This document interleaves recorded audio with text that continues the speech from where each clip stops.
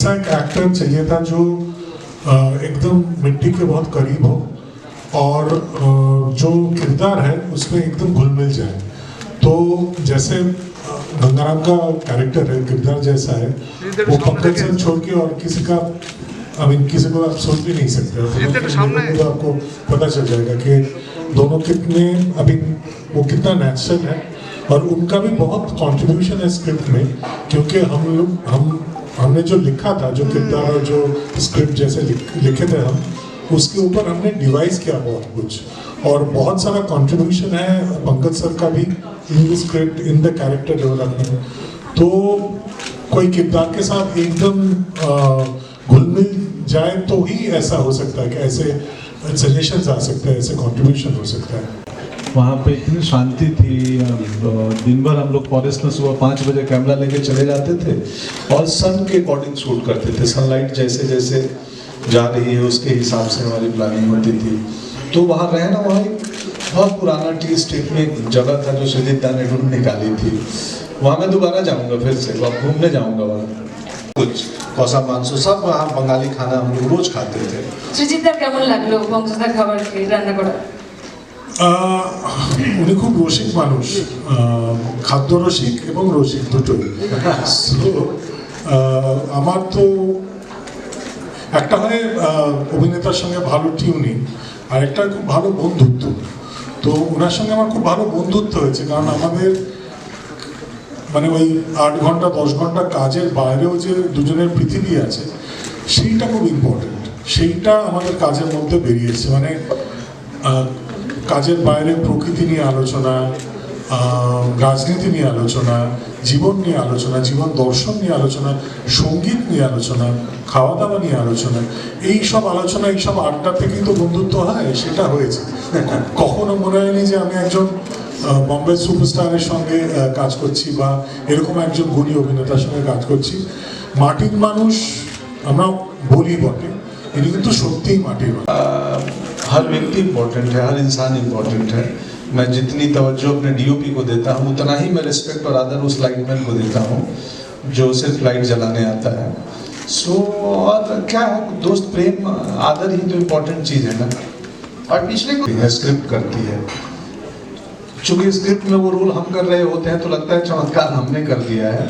चमत्कार हमेशा कहानियाँ करती हैं, कैरेक्टर्स करते हैं। एक्टर बहुत छोटे होते हैं, कैरेक्टर्स बहुत बड़े होते हैं। तो गंगाराम मेरे से बहुत बड़ा है।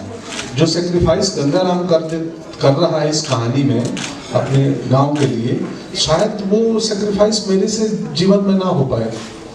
फिर मैं वहीं का हूँ, छपरा का। अब डिस्ट्रिक्ट अलग हुआ है, गोपालगंज। और उनके नाटक मुझे बेहद पसंद है, वो चाहे विदेशिया हो, बेटी बेचवा हो, गबर की चोर हो, और मैंने किया भी है उनके प्लेस। तो उनके ऊपर इधर एक बहुत बढ़िया नॉवेल भी आया है, इधर नहीं कई साल हो गए सूत्रधार को आए।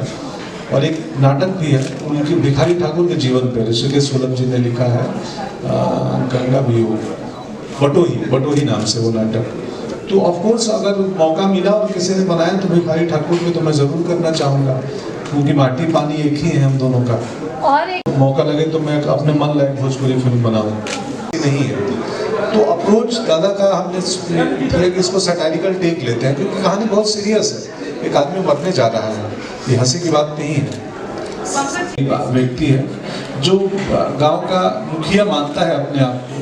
अब ये भी हम नहीं दिखाए हैं कि वो इलेक्ट्रल प्रोसेस से मुखिया है, कि ऐसे ही स्वयं का मुखिया है।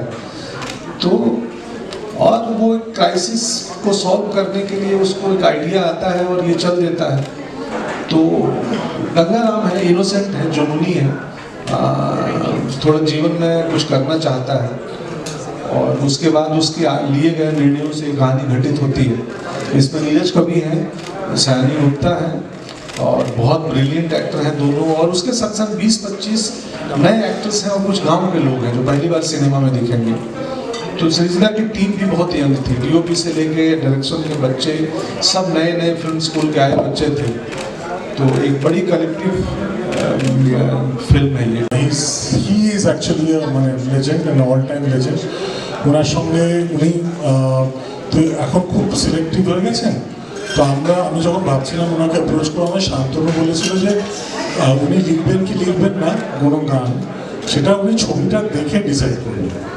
তো আমরা গুলজার সাহেবকে ছবিটা পাঠিয়েছিলাম দেখার জন্য। গুলজার সাহেব ছবিটা দেখে এত এক্সাইটেড হয়ে যান, উনি আমাদের ডেকে পাঠান। ডেকে আমাকে ব্যক্তিগতভাবে ধন্যবাদ জানিয়ে বলেন যে thank you for thinking of me to write for a film like this. মানে সেই কথাটা আমার কাছে কোনো অ্যাওয়ার্ডের থেকে কম নয়। মানে it was possibly one of the highest certificates that I can get, and I was totally overwhelmed. এবং তারপর গুলজারজি উনি নিজে বলেছে, মানে একদম মানে বলছে যে এরকম একটা গান এখন এই সময় দাঁড়িয়ে আমি যে লিখতে পারবো কোনো ছবির জন্য, এটাই আমাদের কল্পনাতীত। গানের সঙ্গে কেকের সঙ্গে যখন রেকর্ডিং হচ্ছিল তখন কেকে আমি বলেছিলাম যে তোমার গলা কিন্তু আমার ছোটবেলার বন্ধু। তো খুব হেসেছিল, খুব মজার মানুষ ছিলেন। খাওয়া দাওয়া নিয়ে আড্ডা হয়েছে, সিনেমা নিয়ে আড্ডা হয়েছে, একসাথে প্রচুর কাজ করার পরিকল্পনা হয়েছিল, কিন্তু সেটা তো তারপরে আর হলো না। সো দুটোই অবিস্মরণীয় দুটো অভিজ্ঞতা। এবং আমার ফিল্ম জীবনে মানে কাজ করার জীবনে বেগম জাহানের জন্য আমি আশা ভোসলেজি, অমিতাভ বচ্চন, এনাদের সঙ্গে নাসিরুদ্দিন শাহ, এনাদের সঙ্গে কাজ করার সৌভাগ্য হয়েছে। এই ছবিতে এই দুজন বিশাল মাপের মানুষের সঙ্গে কাজ করার দশা এবং সেখান থেকে আত্মহত্যার জায়গা থেকে এই ড্রাস্টিক স্টেপটা গঙ্গারাম ঠিক করে নেবে। কিন্তু দুটো টোনের মধ্যে তফাৎ আছে। যে খবরটা আমি পড়েছিলাম সেটা ভয়ঙ্কর, দুঃখজনক, ট্র্যাজিক, একটা মরবিড গল্প। এখানে আমি সেটাকে সোশ্যাল স্যাটায়ার হিসেবে উপস্থাপন করেছি। সো গল্পের যে স্বর বা গল্পের যে ভঙ্গি সেটাকে পাল্টেছি। এবং সোশ্যাল স্যাটায়ারে অবভিয়াসলি অনেক ঘটনাকে আমাদের একটু চড়া করে দেখাতে হয় বা একটু অন্যরকমভাবে দেখাতে হয়, একটু বড় করে দেখাতে হয়। এখানে আমি একটা ওই হিরোইক টুইস্ট দিয়েছি, মানে একটা হিরো সুলভ টুইস্ট দিয়েছি। যে মানে যেই পিলিভিটের ঘটনাটা, সেখানেও পুলিশ যখন তদন্ত করে তখন গ্রামবাসীরা বলে যে আমরা পাঠাইনি, তারা অনেকে নিজেরা ভলেন্টারিলি গেছে। এই ভলেন্টারিলি যাওয়ার যে ব্যাপারটা, এইটাকে তুলে নিয়ে সেইখানে একটা টোটালি কাল্পনিক একটা জঙ্গল, কাল্পনিক একটা গ্রাম, কাল্পনিক কিছু মানুষকে নিয়ে গল্পটা ভাবা, এই ভলেন্টারিলি যাওয়া। दुनिया से आता हूँ, आधा जीवन मेरा गांव में गुजरा है, तो इसमें जो परेशानियां हैं, जो कॉन्फ्लिक्ट है, वो मैं करीब से देखा हूँ। हमारे यहाँ जंगली पशु तो नहीं आते थे, पर नीलगायों का बहुत ये रहता है इन दिनों बिहार के जिस इलाके से मैं हूँ। तो मेरे लिए ये मुद्दा या ये घटनाएं या ये भावनाएं थोड़ी जानी पहचानी थी। मुझे अलग से प्रिपरेशन है, उसकी अलग तैयारी करने या अखबार में पढ़ने की बात नहीं है। मैं इन परेशानियों से स्वयं भी गुजरा हूँ। कैरेक्टर को जैसे हम अभिनेता देते हैं, वैसे कैरेक्टर भी हमें कुछ ना कुछ टेक अवे देता है। तो नेचर को लेके, जंगल को लेके, पर्यावरण को लेके जितना सेंसिटिव मैं पहले था, शायद शेरगिल के बाद थोड़ा ज्यादा हो जाऊंगा या हो गया हूँ। বলছিলাম সেই ঘটনার পরিপ্রেক্ষিতেই এই স্ক্রিপ্টটা লিখেছি। যে পিলিভিটে এরকম যেটা আপনি বললেন যে বাড়ির বৃদ্ধদের, বয়স্কদের জঙ্গলে ছেড়ে আসা এবং বাঘ শিকার করার পর তাদের বডি খেতে রেখে টাকা বা কম্পেনসেশন ক্লেম করা। সেই টাকা বা কম্পেনসেশন ক্লেম করার পেছনে কিন্তু সেই দারিদ্র, মানে তারা এমনি তো টাকা কম্পেনসেশন ক্লেম করবেন না, তাদের কারণও সেই দারিদ্রের জায়গা থেকে। তো এখানে